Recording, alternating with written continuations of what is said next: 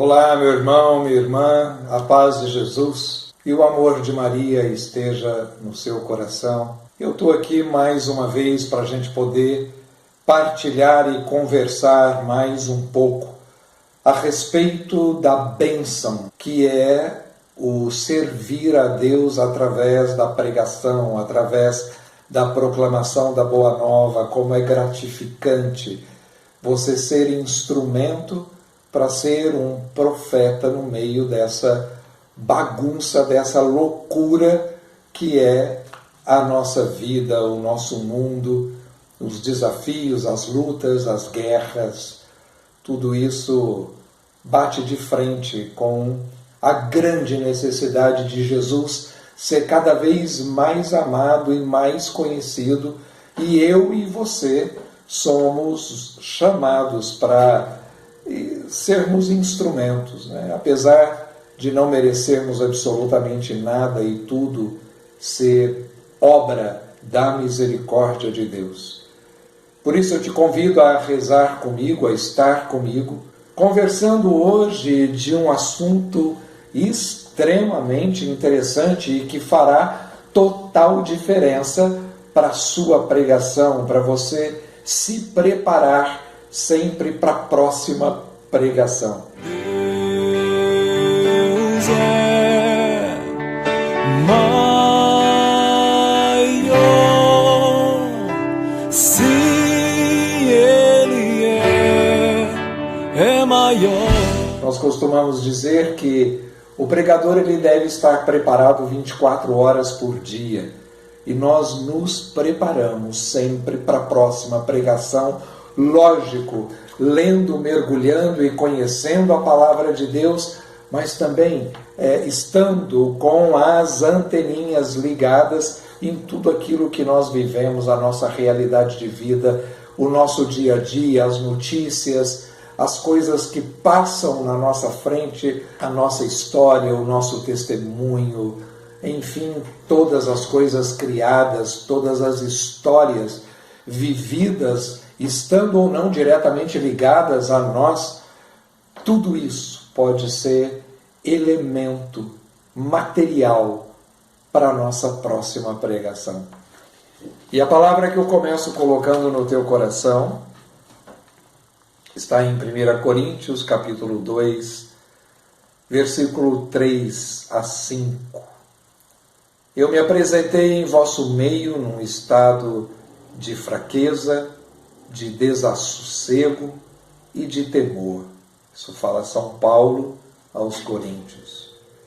E a minha palavra, a minha pregação longe estavam da eloquência persuasiva da sabedoria.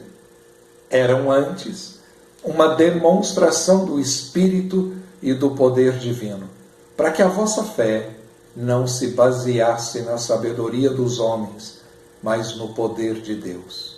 Palavra do Senhor. Graças a Deus. Esse é o desejo de todo pregador, né, meu irmão? Esse é o desejo de todos nós que utilizamos da palavra, que somos instrumentos e chamados a sermos estes instrumentos, sermos boca, sermos língua de Deus no mundo. A possibilidade de não sermos nós apenas as nossas técnicas, os nossos conhecimentos, mas sermos instrumentos por causa do poder do Espírito, né? Essa sabedoria que vem do alto, que preenche o nosso coração e usa da nossa palavra para chegar, para alcançar o coração dos nossos irmãos. Que o Espírito Santo nos use. Mas hoje eu estou aqui para conversar um pouco a respeito justamente de algo que auxilia a nossa eloquência, que auxilia as nossas técnicas, que auxilia a nossa possibilidade de conhecimento. Deus não precisava disso, ele não precisava absolutamente de 5 pães e 2 peixes para poder alimentar aquela multidão, mas ele quis contar com os 5 pães e os 2 peixes. Jesus ele não precisava contar com talhas de água para transformar em vinho. Ele poderia criar o vinho do nada, mas ele quis contar com aquelas talhas cheias de água para transformá-las em vinho. E assim é o nosso empenho em nos preparar para poder sermos usados por Deus, para que Ele multiplique a nossa palavra com poder e com unção, que Ele transforme o nosso nada, a nossa água, o nosso conhecimento, o nosso esforço, as nossas técnicas, a montagem do nosso roteiro, o esquema da nossa pregação, que Ele use disso para transformar em vinho doce na boca daqueles que recebem a nossa pregação. E hoje nós conversaremos a respeito de algumas técnicas que Jesus utilizava. Ele usava de analogias, de comparações, para poder explicar o inexplicável, para colocar no coração dos discípulos e para que essa palavra chegasse até nós e de acordo com a realidade, de acordo com aquilo que é a nossa vivência. Quantas e quantas vezes Jesus fez comparações e analogias e exemplificou a profundidade da palavra em comparações, comparando com sal, comparando com luz, com lâmpada, com animais, com coisas do campo, com realidades daquilo que era passagens do Antigo Testamento, comparações com algo que era a cultura da época, como a explicação que ele faz naquela parábola onde a mulher ela deixa tudo, ela deixa todos os afazeres para poder procurar uma moedinha que ela perdeu. E de repente ela encontra aquela moeda e chama as amigas, chama os vizinhos e faz uma festa para poder celebrar o encontro daquela moedinha. Quer dizer, como que algo assim tem tanto valor? Né? Que moeda é essa que tem tanto valor? Mas de acordo com a cultura, de acordo com a contextualização desse texto, nós entendemos que na época, a noiva, quando ia se casar, ela colocava algumas moedas no vestido, simbolizando a fartura, simbolizando a providência divina para aquele relacionamento, para aquela família, e aquilo tinha um valor, não apenas um valor concreto, mas ele tinha um valor sentimental. E Jesus faz essa comparação com o reino de Deus, de algo que tem um valor estimativo, um valor sentimental, um valor que ultrapassa aquilo que era automaticamente algo concreto apenas. E essas comparações, elas ilustravam a pregação de Jesus a todo o tempo. E nós chamamos isso hoje uma expressão americanizada, mas que é a linguagem do momento, que é o storytelling. Contar histórias, a importância de contar histórias e utilizar dessas histórias dentro de uma pregação, contextualizando também essa história dentro do tema, do rema, da palavra que está sendo apresentada, através do passo do querigma que foi escutado para que fosse luz do tema desta suposta pregação.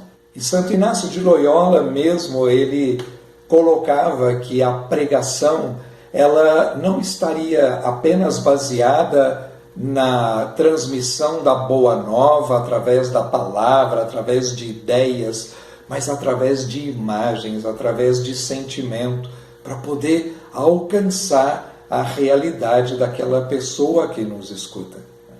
E é interessante como essas histórias marcam, essas histórias ilustram Às vezes as pessoas lembram das histórias, lembram das analogias, para poder lembrar da palavra e lembrar daquela mensagem que está por trás da história ou que está sendo trazida através da palavra de Deus. E nós temos muitos pregadores que utilizam desse mecanismo, utilizam dessa estratégia para alcançar o nosso coração.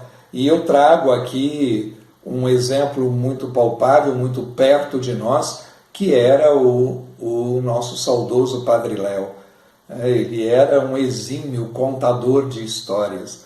E como marcavam, essas histórias, e como marcam, como a gente lembra muitas vezes das histórias do Padre Léo, para poder nos reportar àquela palavra, aquela mensagem, aquele tema ou aquele passo do querigma que faria parte da nossa vida para uma conversão, para uma mudança de vida. Essas histórias também, elas nos ajudam a trazer para a prática o que está apenas dentro de uma teoria.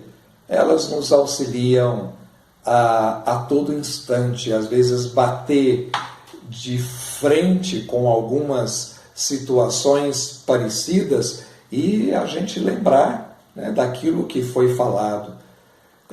Eu tenho certeza que os apóstolos, quando estavam caminhando, se direcionando de um lugar para o outro e passando por um solo, às vezes, batido, aquela terra seca ou algumas pedras e espinhos, eles lembraram daquela parábola onde a semente não poderia cair ali naquele solo ressequido, ou no meio daquelas pedras, ou no meio daqueles espinhos, mas teria que cair numa terra fértil, arada e com possibilidades de criar raízes.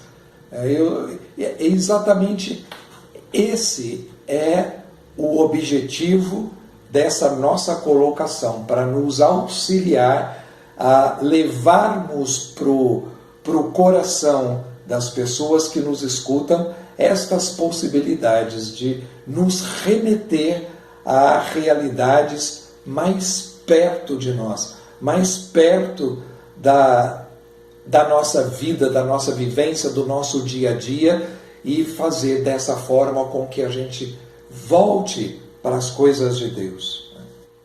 Então, esse dito storytelling eu traduziria como vias de pregação. E nós apresentamos 4 grandes vias, que é a via cosmológica, ou seja, utilizar de tudo aquilo que é criação de Deus para usar como analogia nas nossas pregações.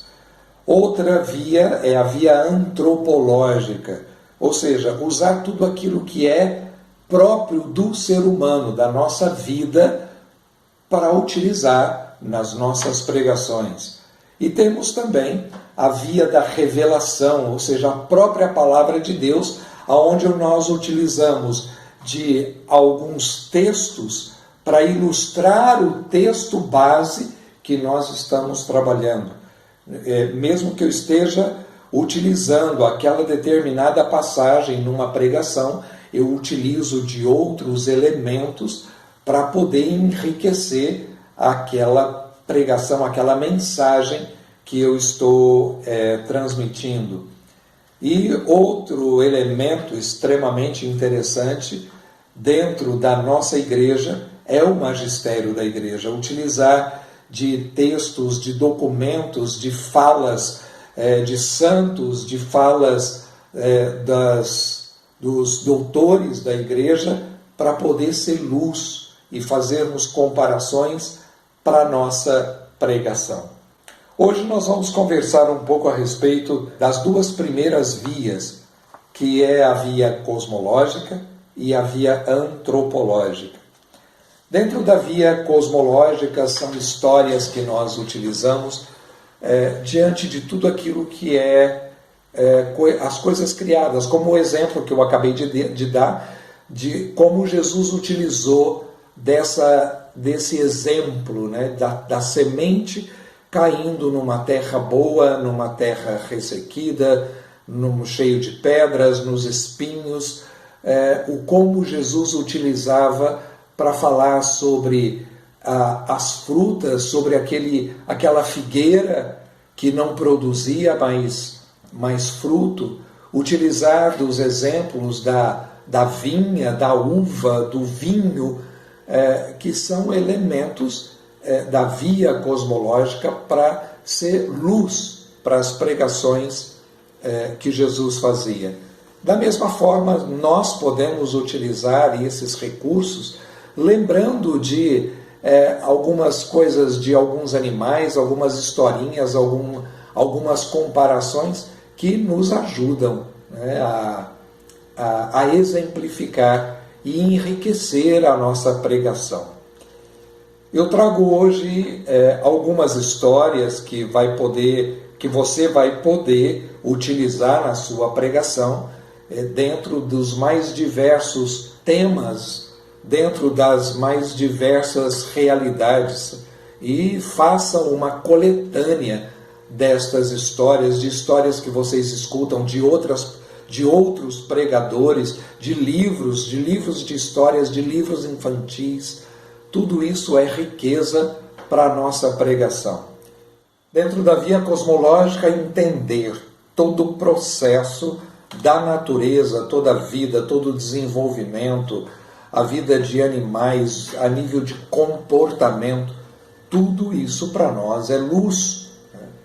Como, por exemplo, algumas vezes que é citado na Palavra de Deus, em Cântico dos Cânticos, quando se relatam os encantos da esposa, e não apenas nessa passagem, em outras citações dentro do livro de Cânticos, é citado a respeito dos olhos de pomba, porque de trás do teu véu os teus olhos são como de pomba, os teus cabelos como um rebanho de cabras. E aí vai toda a descrição do encanto da esposa. E por que essa comparação dos olhos de pomba? A pomba, ela tem o olhar unifocal. Quando ela olha para alguma coisa, ela não enxerga absolutamente mais nada. Não é como nós que temos o olhar multifocal, né? Ela tem aquela visão unidirecionada.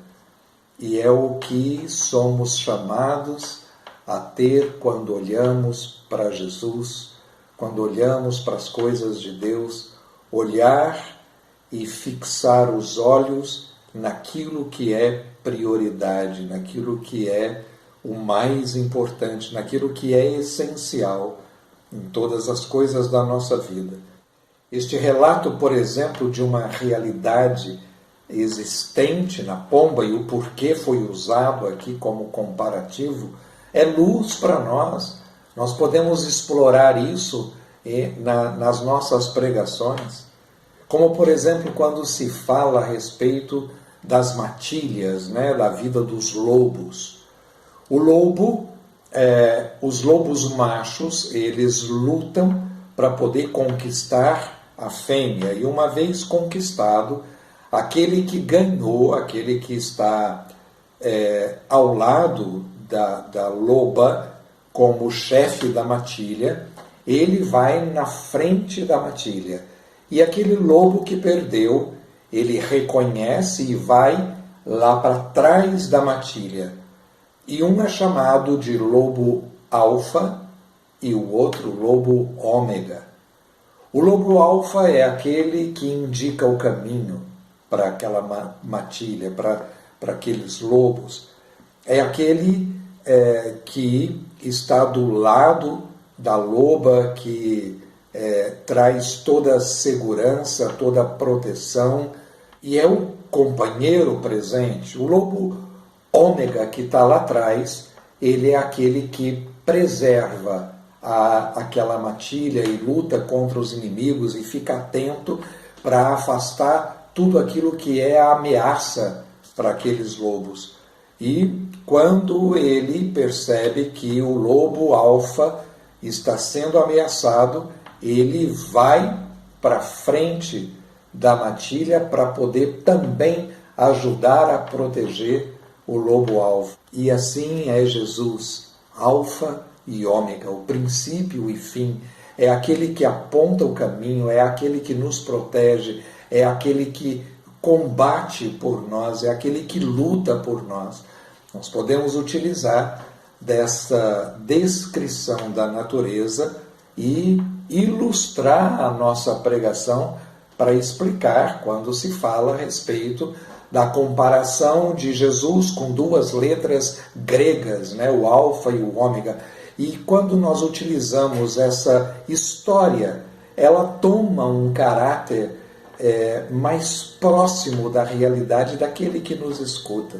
Igual uma vez um monge estava com seu discípulo caminhando por uma estrada e ao lado de um riacho ele viu que tinha um escorpião que estava se afogando ali dentro daquele riacho. O monge, ele foi lá e estendeu a mão, estendeu o dedo para poder salvar o escorpião. E na hora que ele encostou no escorpião, o escorpião picou ele, ele jogou ele longe e tirou ele daquelas águas lá e o salvou. E o discípulo que estava ali junto com o monge falou assim, mas era um escorpião, por que o senhor fez isso? O senhor não sabe que ele ia picar tua mão? Deve estar doendo.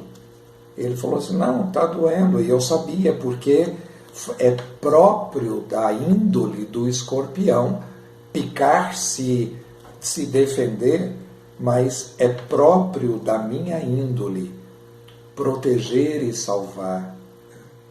E dentro dessa historinha, você pode utilizar uma pregação maravilhosa a respeito dos nossos princípios como cristãos, que independente de sermos atingidos, atacados, nós estamos ali para poder olhar e cuidar dos nossos irmãos. Enfim, você pode explorar estas histórias dentro dos temas de pregação que são apontados para você. Nós podemos utilizar, por exemplo, o que nós conhecemos a respeito do camaleão, que ele muda de cor de acordo com o ambiente que ele está, como uma resposta de defesa. E podemos pegar isso e fazer um comparativo de muitas e muitas vezes que nós tomamos essa atitude de ficar nos adaptando às realidades que nós estamos vivendo por uma questão de defesa. Defesa aos nossos traumas, a bloqueios, a limitações que nós temos, e utilizamos dessa capacidade criativa que muitas vezes nós temos de fingir, de colocar máscaras, muitas vezes num sentido negativo. O camaleão, por sua vez, ele age dessa forma por um instinto de proteção, e é positiva essa atitude instintiva dele. E só que a nossa atitude, ela não é instintiva. A nossa atitude é consciente, e aonde transforma muitas vezes em riscos para a nossa vida, para a nossa fidelidade e para a verdade que nós somos chamados a viver. E se você começar a pesquisar a respeito de características, de atitudes de animais, sobre a maneira como as abelhas trabalham, as formigas trabalham a nível de comunidade, dá uma pregação extraordinária. Não é para você fazer pregações baseado nas histórias. Você faz pregações baseado na palavra e usa dessas vias para ilustrar, né? E eu não estou aqui me referindo a uma palestra motivacional, onde você vai usar o elemento das vias cosmológica, antropológica, como base, como tema, e mas você vai utilizar disso como um elemento de apoio, como um material de suporte para alcançar de maneira mais direta o coração das pessoas que te escutam. Sei que os que confiam no Senhor revigoram suas forças se renovam. Posso até cair ou vacilar, mas consigo levantar, pois recebo dele asas. E como águia me preparo pra voar. Eu posso ir